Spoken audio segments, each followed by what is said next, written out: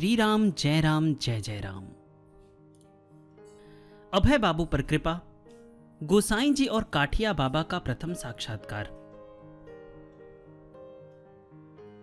आज श्री अभय नारायण राय के साथ बातचीत में उनके जीवन की एक अच्छी घटना सुनकर बड़ा आनंद आया। अभय बाबू के साथ मेरा परिचय नया नहीं है। पहले भी फैजाबाद में भैया के निवास पर उनके साथ मेरी भेंट हुई थी। तब उन्होंने कोई धार्मिक वेश धारण नहीं किया था। इस बार वृंदावन में अभय बाबू को सन्यासी के वेश में देख रहा हूं। उनके ही मुख से सुना है, कुछ समय पहले एक दिन वे मानसिक ज्वाला की यंत्रणा से पागल के समान हो गए। उन्होंने आत्महत्या करने का विचार किया। यमुना में डूबकर मरने का निश्चय करके यमुना के किनारे पहुंचे। उस समय श्री वृंदावन के 84 कोस के महंत सिद्ध महापुरुष श्री रामदास काठिया बाबा अभय बाबू का अभिप्राय जानकर अचानक उनके पास आकर खड़े हो गए। अज्ञात महापुरुष ने अपने आप ही स्नेह के साथ सांत्वना देकर अभय बाबू को भरोसा दिलाते हुए कहा, तुमको मैं दीक्षा दे रहा हूं, सारी अशांति दूर हो जाएगी। तुम उस प्रकार का विचार त्याग दो। सिद्ध महात्मा ने ऐसा कहकर अभय बाबू को दीक्षा प्रदान की। तब अभय बाबू मंत्र शक्ति के प्रभाव से एक प्रकार से ब्रह्म ज्ञान से अनभिज्ञ रहकर उन्मत्तवत कूदने लगे एवं सामने एक वृक्ष की डाल पकड़कर ज्ञान शून्य अवस्था में ही उसमें झूलने लगे। उसके बाद काठिया बाबा धीरे धीरे उनको शांत करके चले गए। अभय बाबू ने कहा, इस बार श्री वृंदावन में आने के पहले कुछ समय गया के आकाश गंगा पहाड़ में था। एक दिन स्वप्न देखा। काठिया बाबा ने मुझसे कहा, चलो तुमको एक असली महात्मा का दर्शन कराएंगे। यह कहकर मुझे साथ लेकर दाऊ जी के मंदिर में गोस्वामी प्रभु के पास पहुंचे। वे दाऊ जी के जगमोहन में बैठे हुए थे।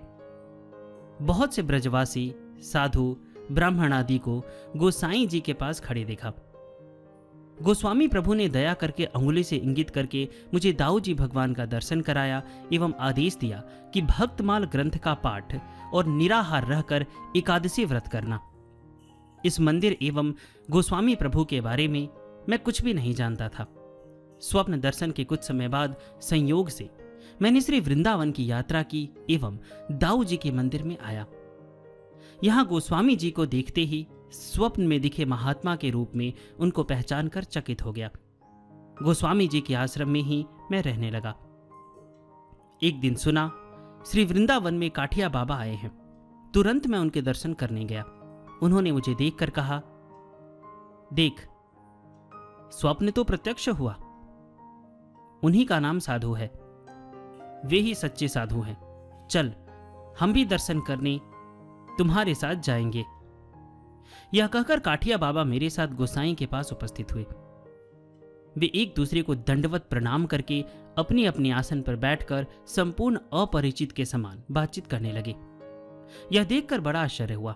उस दिन गोस्वामी जी ने काठिया बाबा को बड़े आदरपूर्वक भोजन कराया। अगले दिन गोस्वामी जी मेरे साथ काठिया बाबा के दर्शन के उद्देश्य से उनके पास पहुंचे। दोनों ने एक स्थान पर बैठकर ध्यान मग्न अवस्था में बहुत समय बिता दिया। कोई बात नहीं की। इस प्रकार 3-4 दिन लगातार वे लोग परस्पर मिले, लेकिन बिल्कुल शांत रहे, एक वाक्य भी नहीं कहे। तब एक दिन मैंने गोस्वामी जी से पूछा, आप लोग तो कोई बात ही नहीं करते। गोसाई जी ने कहा, मुख से कहे बिना भी महापुरुष लोग सारी बातें अंतःकरण में पहुंचा देते हैं। भीतर ही भीतर बातें होती है। एक दिन गोस्वामी जी काठिया बाबा को प्रणाम करके उनके पास बैठ गए। दोनों अपने अपने भाव में निर्वाक एवं एकाग्र अवस्था में रहे। अचानक काठिया बाबा ने गोस्वामी जी के घुटने को स्पर्श करके नम्रतापूर्वक कहा, बाबा, हम आपके बालक हैं। गोसाई जी ने तुरंत उनको दोनों हाथों से पकड़कर छाती से लगा लिया। काठिया बाबा बहुत दिनों से प्रतिदिन दिन में अधिकांश समय सेवा कुंज के द्वार पर आसन बिछाकर बैठा करते हैं। इसका कारण पूछने पर उन्होंने कहा था कि इस स्थान पर ही उनको अप्राकृत लीला का प्रथम दर्शन हुआ, इसलिए प्रतिदिन इस स्थान पर बैठकर वे अब भी नित्य लीला का दर्शन करते हैं। प्रत्येक भक्त को भक्तमाल अपने पास रखना चाहिए, उनके घर में होना ही चाहिए। तो भक्तमाल का मैंने लिंक डिस्क्रिप्शन में दिया है, आप वहाँ से जाके प्राप्त कर सकते हैं, या आप गीता प्रेस के किसी स्टॉल पे भी जाके या गीता प्रेस की वेबसाइट से भी आप ऑर्डर कर सकते हैं। डिस्क्रिप्शन में भी मैंने गीता प्रेस के ही पुस्तक का लिंक दिया है। और यहाँ पे गोस्वामी जी ने जो कहा है कि मुख से कहे बिना भी महापुरुष लोग सारी बातें अंतःकरण में पहुंचा देते हैं, भीतर ही भीतर बातें होती है। तो इसका एक उदाहरण मैं आपको बताता हूं। जब आप पढ़ेंगे पॉल ब्रंटन की पुस्तक गुप्त भारत की खोज, पॉल ब्रंटन एक अंग्रेज थे और वो भारत के सिद्ध संतों की खोज में आए थे। तो उनके मन में बहुत सारे प्रश्न थे कि जब मैं सिद्ध संतों से मिलूंगा तो ये पूछूंगा, ये पूछूंगा, ये पूछूंगा। और वो बहुत सारे संतों से मिले लेकिन उनको संतुष्टि नहीं हुई। तो फिर वो इंग्लैंड रिटर्न होने वाले थे, तो किसी ने बताया ना उन्हें कि तुम रमन महर्षि से जाके मिलो। तो वो जब रमन महर्षि के पास मिलने के लिए गए तो वो पूरा लिस्ट तैयार करके गए थे कि मैं उनसे ये क्वेश्चन पूछूंगा। तो रमन महर्षि बैठे हुए थे ध्यान में, तो वहाँ पे बहुत सारे उनके शिष्य नीचे बैठे हुए थे, तो ये भी जाके बैठ गए, पॉल ब्रंटन भी। उसके बाद क्या हुआ कि कुछ देर के बाद वो आँख खोले, तो पॉल ब्रंटन के साथ जो आए थे उन्होंने कहा कि ठीक है, अब आप रमन महर्षि से जाके कोई प्रश्न पूछ सकते हैं। अब वो उनका ध्यान टूट गया है। तो पॉल ब्रंटन ने बोला कि नहीं, इन्होंने तो ध्यान में ही आके मेरे सारे प्रश्नों का उत्तर दे दिया। तो जो सिद्ध संत होते हैं उनकी लीला भी भगवान की तरह ही ना अपरंपार होती है, मतलब शब्दों में बयान नहीं की जा सकती है। तो अगर आप गुप्त भारत की खोज भी पढ़ना चाहते हैं तो उसका भी लिंक मैंने डिस्क्रिप्शन में दिया है, उस पुस्तक का लिंक। आप चाहे तो उसे भी पढ़ सकते हैं, उसमें भी उनका बहुत अच्छा जर्नी दिया गया है। हिंदी इंग्लिश जो भी आप पढ़ना चाहें आप पढ़ सकते हैं, मैं लिंक दे दूंगा। तो चलिए हम लोग आगे सुनते हैं। गोसाई जी की करुणा। बातों बातों में अभय बाबू ने कहा, एक दिन मथुरा के सरकारी डॉक्टर श्री मनमोहन दास एक कटोरा भर बड़े बड़े लड्डू लेकर कुंज में उपस्थित हुए। गोस्वामी जी को ना पाकर वे उनकी सेवा के लिए उसे दामोदर पुजारी के हाथ में देकर चले गए। दामोदर उनमें से कुछ यहां रखकर सब लड्डू अपने घर भेज दिए। अगले दिन प्रातःकाल दामोदर ने आकर गोस्वामी जी से कहा, बाबा, मनोहर बाबू 6 लड्डू दिए थे, आपके लिए 2 रखकर दाऊजी ठाकुर को 2 लड्डू, अभय बाबू को 1 और श्रीधर बाबू को 1 दे दिया। यह बात मैंने कुछ दूरी में रहकर सुनी। बाद में दामोदर के प्रति अत्यंत विरक्त होकर मैंने गोस्वामी जी से कहा, मनी ऑर्डर जो आता है उसमें तो आप केवल हस्ताक्षर करते हैं, पूरा दामोदर ले जाता है, फिर जैसा तैसा भोजन देकर आपको कष्ट देता है। कल भी सब लड्डू अपने घर भेज दिया, यह कैसा व्यवहार है? गोस्वामी जी ने खूब हंसते हुए प्रसन्नता पूर्वक मेरी ओर देखकर कहा, अच्छा किया, छोटे छोटे लड़के बच्चे स्त्री परिजन आदि हैं, वे लोग खाएंगे, अच्छा ही हुआ। मैं सुनकर अपनी क्षुद्रता का अनुभव करके बहुत लज्जित हुआ। कुछ समय बाद गोसाई जी ने कहा, मेरे गुरु का आदेश है, 1 वर्ष इस आसन पर मुझे रहना होगा। उसमें जितना कलेश कष्ट होता है होने दो। मैं जानता हूं आप लोगों को आहार आदि का कष्ट हो रहा है। अपना अपना कुछ कुछ खर्च करके बाजार से खरीद कर खा लेना, फिर रूखा सूखा खाना भी अच्छा है, उससे इंद्रिय संयम होता है। महात्मा गौर शिरोमणि। 9 अगस्त, दिन शनिवार। आज भोजन के बाद गौर शिरोमणि जी की बात उठी। सुना है श्रीधर एक दिन शिरोमणि जी के दर्शन करने के लिए उनके कुंज में गए। उन्होंने देखा वे सो रहे हैं, अतएव उसी अवस्था में उनका दर्शन करके उनके चरणों की ओर जाकर दूर से ही प्रणाम किया। निद्रित अवस्था में रहने पर भी शिरोमणि जी के दोनों चरण उसी समय घूम गए। श्रीधर ने फिर उनके चरणों की ओर जाकर प्रणाम किया। उठकर देखा शिरोमणि जी के दोनों चरण फिर दूसरी ओर घूम गए।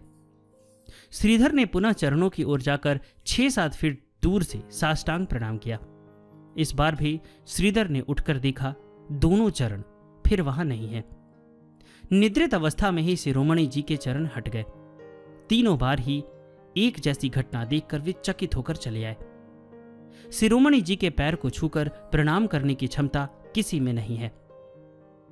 उनको ज्ञात रहने पर दूर से भी कोई उन्हें पहले प्रणाम नहीं कर पाता। बिना विचार किए सभी को वे साष्टांग प्रणाम करते हैं। रास्ते में उनके साथ चलना एक बड़ा मुश्किल काम है। वे चलते चलते रास्ते के दोनों ओर बिल्ली, बंदर, गाय, स्त्री पुरुष एवं विग्रह आदि सभी को एक भाव से साष्टांग प्रणाम करते करते अग्रसर होते हैं। वृंदावन के सभी स्त्री पुरुष लोग शिरोमणि जी को सिद्ध महापुरुष मानकर उनकी श्रद्धा भक्ति करते हैं। ठाकुर ने कहा, त्रिनादपि सुनी चेन तरोरपि सहिष्णा, अपमानिना मादेन कीर्तनिया सदा हरि।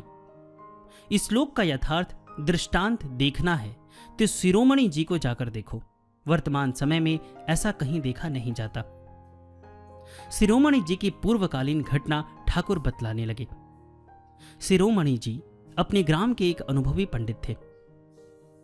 6 दर्शन, स्मृति और पुराण आदि में इनकी बड़ी ख्याति थी। एक दिन गांव में एक ब्राह्मण के घर पर वे श्रीमद् भागवत सुनने गए। सभा में कई प्रतिष्ठित ब्राह्मण पंडित उपस्थित थे। भक्त ब्राह्मण पाठक भागवत पाठक के पूर्व गौर वंदना पढ़ने लगे। सर्वत्र यही नियम है, किंतु शिरोमणि जी वह सुनते ही भड़क उठे। पाठक ब्राह्मण को बुलाकर उन्होंने कहा, यह क्या है महोदय? ये क्या भागवत पाठ हो रहा है? आप भागवत पाठ करने बैठे हैं, सामने भागवत खुली हुई है, उधर देखकर आप गौर चंद्रिका क्यों पढ़ रहे हैं? ब्राह्मण पंडितों के बीच बैठकर सामने सालग्राम रखकर भागवत पढ़ने के नाम से इन सब मिथ्या वचनों की आवृत्ति किस लिए? भागवत में वह सब कहां लिखा है? भक्त ब्राह्मण ने हाथ जोड़कर शिरोमणि जी से कहा, प्रभु, मैं भागवत का ही पाठ कर रहा हूं, यह समस्त भागवत में है, मैंने असत्य वाक्य का उच्चारण नहीं किया। शिरोमणि जी तब आसन से उछल पड़े। पाठक के पास जाकर उन्होंने कहा, महोदय, अनर्पित चरी भागवत में कहां है? एक बार दिखाइए तो। ब्राह्मण ने तुरंत प्रत्येक 2 लाइनों के बीच रिक्त स्थान दिखाकर कहा, इस सादे स्थान पर ध्यान से देखिए। शिरोमणि जी ने कहा, कहां? यह तो सादा स्थान दिखला रहे हो। ब्राह्मण ने कहा, आपकी दृष्टि शक्ति नहीं है, किस प्रकार देखेंगे? दोनों आंखें थोड़ा स्वच्छ कर लीजिए, फिर देख पाएंगे। शिरोमणि जी ने क्रुद्ध होकर कहा, सालग्राम सामने रखकर भागवत स्पर्श करके इतने ब्राह्मणों के बीच आप अनायास झूठ बोल रहे हैं। ब्राह्मण ने जब बड़े तेज स्वर में कहा, आप वैसी बात ना कहें, चुप रहिए।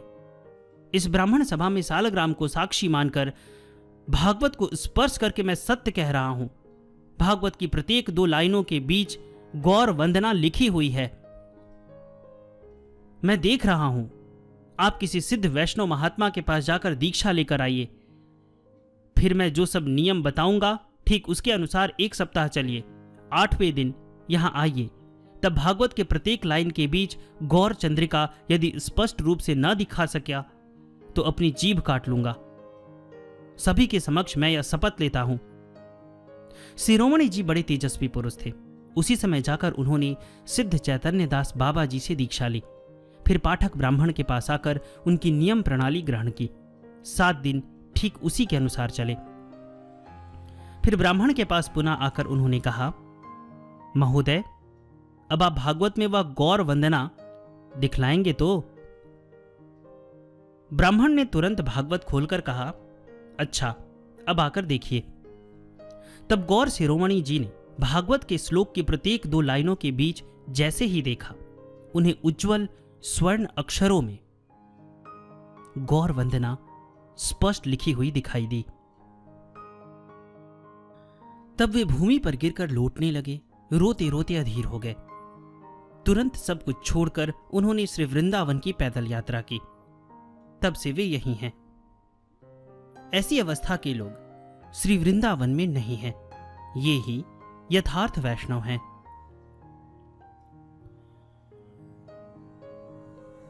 मत्स्याहार की अनिष्टकारिता, अशुद्ध देह का आशय और परिणाम एवं शुद्धि का उपाय। गौर शिरोमणि जी की बात कहते कहते ठाकुर वैष्णवाचार की प्रशंसा करने लगे। तब मैंने सुयोग पाकर पूछा, योग साधना के पक्ष में मछली मांस खाने से क्या कुछ अनिष्ट होता है? ठाकुर ने कहा, कुछ क्या, बहुत अनिष्ट होता है। मैंने फिर पूछा, मांस खाने से हानि होती है यह तो सुना है, क्या मछली खाने से भी हानि होती है? ठाकुर ने कहा, मछली खाने से भी हानि होती है।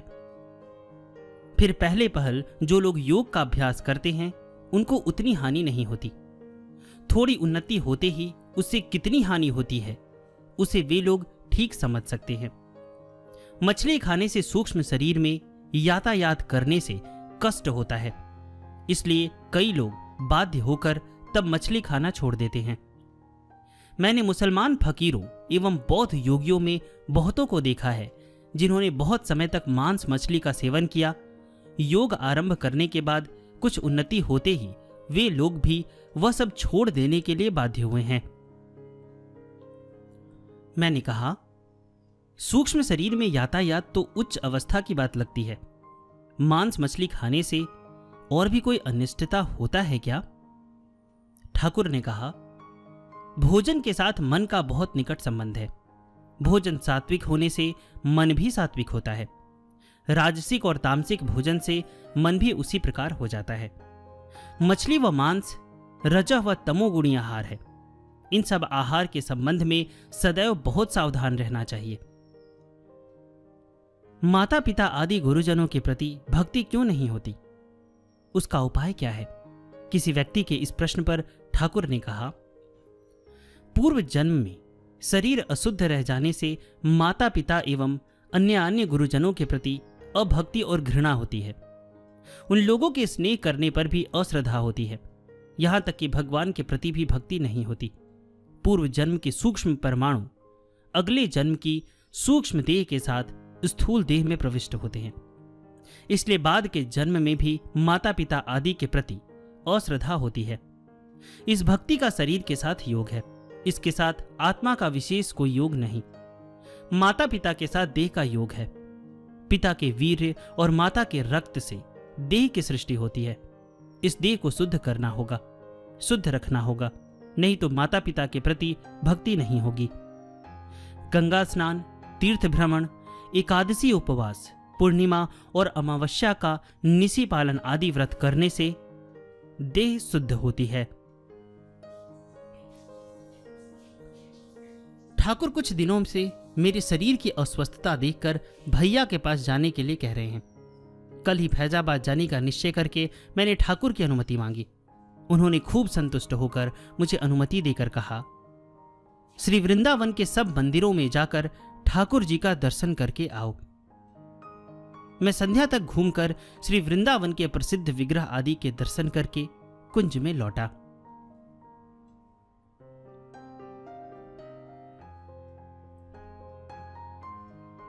ठाकुर से विदा लेना, माता ठाकुरानी का अंतिम आदेश।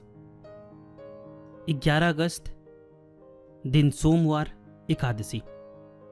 प्रातःकाल झोला कंबल बांधकर फैजाबाद जाने के लिए प्रस्तुत हुआ। गुरु भाइयों से विदा लेकर दामोदर पुजारी के पास पहुंचा।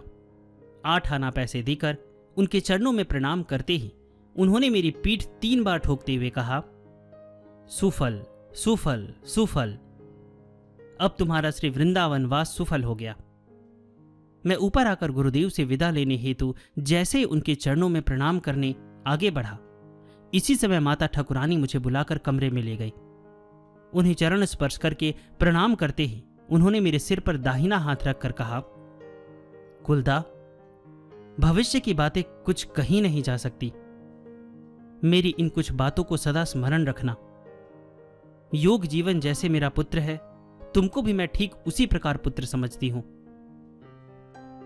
इसे केवल कहने की बात मत समझना, तुमसे सच कह रही हूं।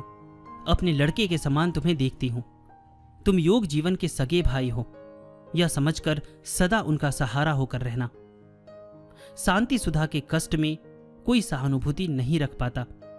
उसको क्लेश के समय सांत्वना देना, फिर भविष्य में मां जिससे सब लोगों के लिए भार न बन जाए, इस विषय में ध्यान रखना।